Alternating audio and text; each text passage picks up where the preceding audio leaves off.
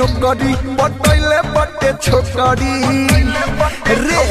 दिल्ली में कभी नौकरी पटैले बटे छोकरी तो हमरो रोजे की मुसर बिना ओखरी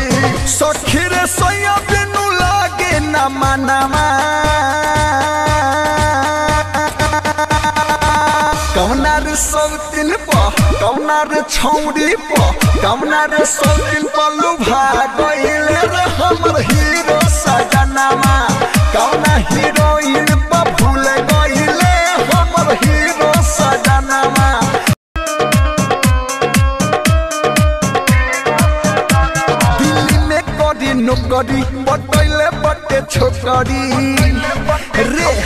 दिल्ली में कभी नौकरी पटैले बटे छोकरी तो हमर रोजे की मुसर बिना ओखरी